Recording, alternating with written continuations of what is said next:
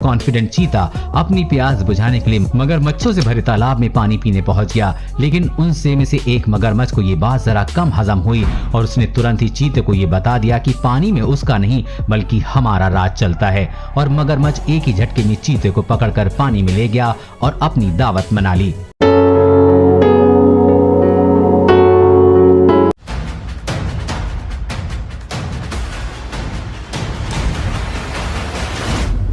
दोस्तों, खबर पर नजर में आपका फिर एक बार स्वागत है। आज हम संघ परिवार पर किसानों के वार की चर्चा करेंगे।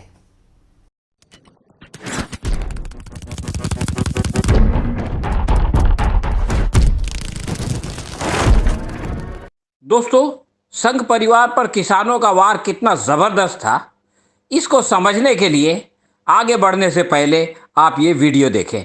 सारी बात आपकी समझ में आ जाएगी।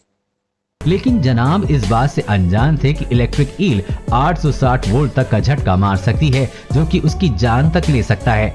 अब जैसे ही मगरमच्छ ने ईल पर हमला किया तो वैसे ही उसने अपना ब्रह्मास्त्र यानी कि 860 वोल्ट का झटका उसे मार दिया। लेकिन गनीमत रही कि मगरमच्छ ने उसे पहले ही छोड़ दिया और वो वहां से भाग निकला और अपनी जान बचाई। अगर समय रहते इस ईल को नहीं छोड़ता तो इसके साथ क्या होता? दोस्तों, अगर कोई सोचता है कि किसान कानून की वापसी का संघ परिवार से क्या ताल्लुक, तो वो बहुत भोला है। ऐसा आदमी सरकार और आरएसएस की रिलेशनशिप को नहीं जानता। सच तो ये है कि किसान प्रोटेस्ट ने सबसे ज्यादा नुकसान संघ परिवार का किया है।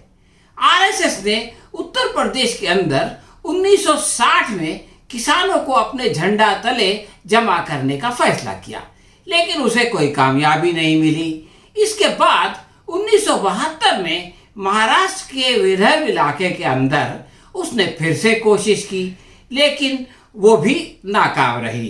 बिलाखिर 1978 के अंदर राजस्थान में भारतीय किसान संघ नामी संस्था का बाकायदा फॉर्म कर दिया गया।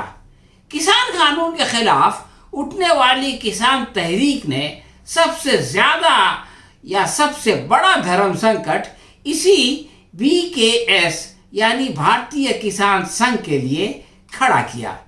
ये कानून अगर कांग्रेस ने बनाया होता तो वो उसके खिलाफ लंगोट कसकर मैदान में उतर जाता, लेकिन प्रॉब्लम ये था कि उसे बीजेपी ने बनाया था और वो दोनों यानी बीजेपी और BKS एक ही संघ परिवार के चट्टे बट्टे हैं।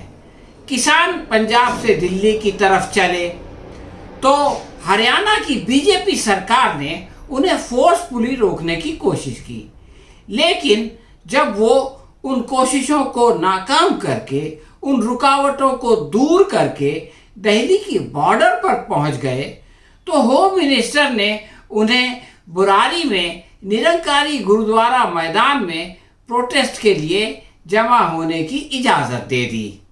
लेकिन किसान समझ गए कि उस मैदान में जाने का मतलब एक खुली जेल में कैद हो जाने जैसा है, इसलिए उन लोगों ने अमित शाह के प्रपोजल को ठुकरा दिया और दिल्ली की एंट्री पॉइंट्स के सड़कों पर वो धरना देकर बैठ गए।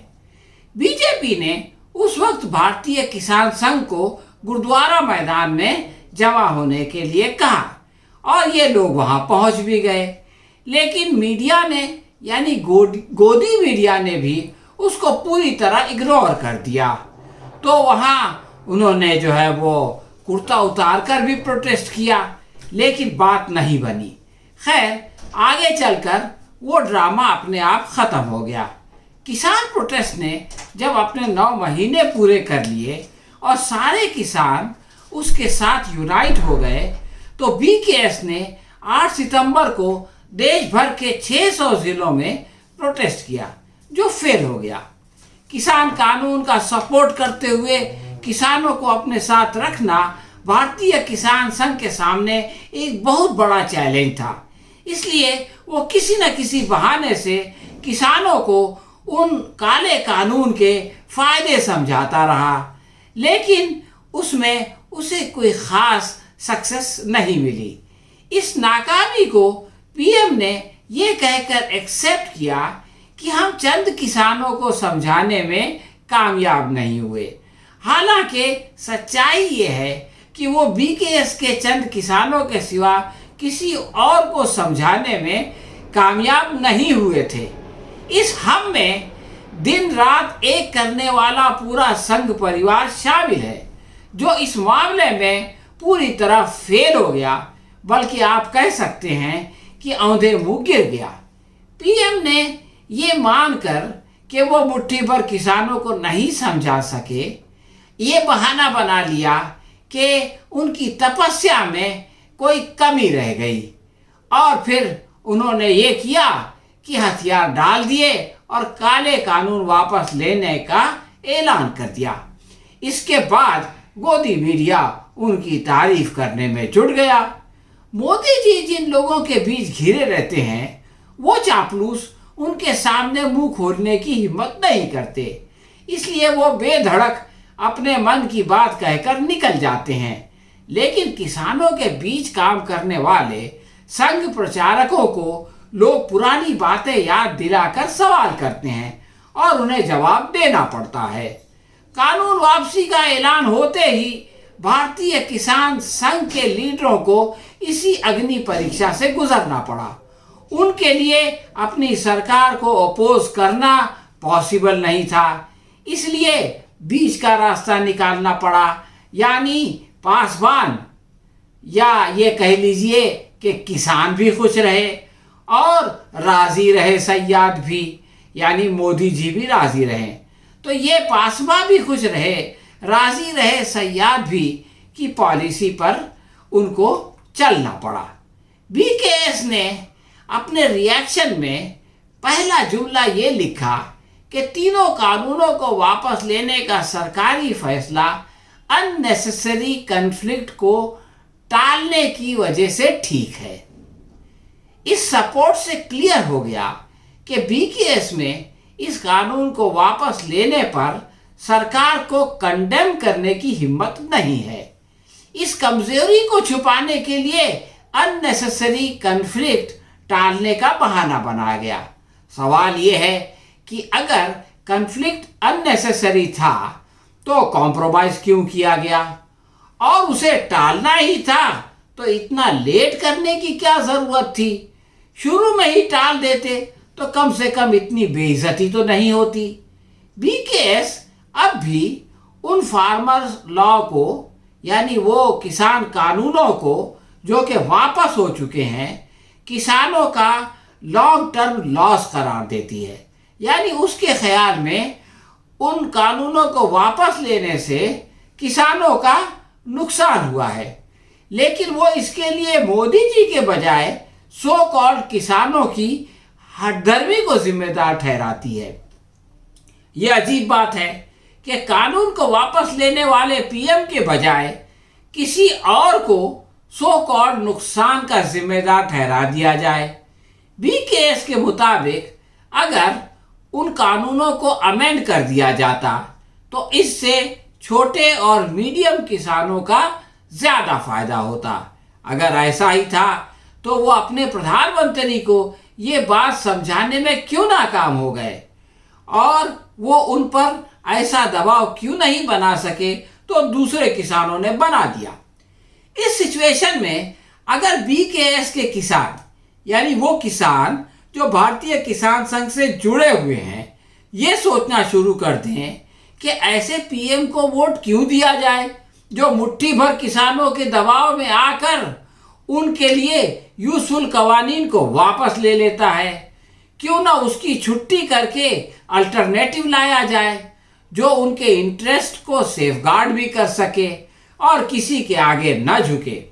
तो अगर वो किसान जो बीकेएस में है वो इन लाइन पे सोचते हैं तो इसमें उनका क्या कसूर है। हुकूमत के जरिए डिक्लेयर की गई एमएसपी कमेटी में अपनी सीट पक्की करने के लिए बीकेएस ने इस कमेटी की फॉर्मेशन को वेलकम किया और इसमें बीकेएस जैसी नॉन पॉलिटिकल ऑर्गेनाइजेशंस को शामिल करने पर जोर दिया। बीजेपी सरकार तो ये काम वैसे भी कर ही देती, क्योंकि उसको कमेटी के अंदर नंदी बैल की तरह सर हिलाने वाली भेड़ों की ज़रूरत है और बीकेएस से अच्छा ये काम कौन कर सकता है।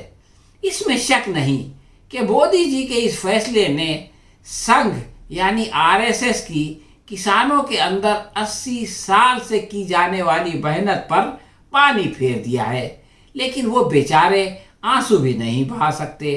फिलहाल संघ परिवार और उसकी किसान संघ का ये हाल है कि कहा भी न जाए और सहा भी न जाए। दोस्तों, शेर अपनी ताकत का नमूना हमारे सामने हर दिन पेश करते ही रहते हैं, लेकिन वो कहते हैं ना कि समय हमेशा एक जैसा नहीं रहता। लगता है आज इस शेर का भी समय खराब ही था, इसलिए तो भैंस को अकेला देखकर उस पर हमला करने का मन बना लिया था। लेकिन अपने तो अपने ही होते हैं। शेर ने जैसे ही भैंस पर हमला किया, तभी एक भैंसे ने आकर शेर को उठा कर पटकना शुरू कर दिया। भैंसे ने शेर को 2 बार उठाकर पटका। इस शेर को तो अकल आ गई होगी कि आज उसने गलत जगह पंगा ले लिया है। दोस्तों, अपने आप को जंगल का बेताज बादशाह समझने वाले इस शेर का भैंसों ने क्या हाल बनाया आपने तो देख ही लिया होगा। बाकी बात आप खुद ही समझ गए होंगे। ये जो सिचुएशन बीकेएस पर आ गई है, इस पर एक उर्दू के मशहूर शेर की एक लाइन बिल्कुल पूरे की पूरी फिट हो जाती है, जिसमें कहा गया है, आखिर शब दीद के काबिल थी बिस्मिल की तड़प। दोस्तों, इस शायरी में जो बात कही गई है वही बात आप इस वीडियो में भी देख सकते हैं।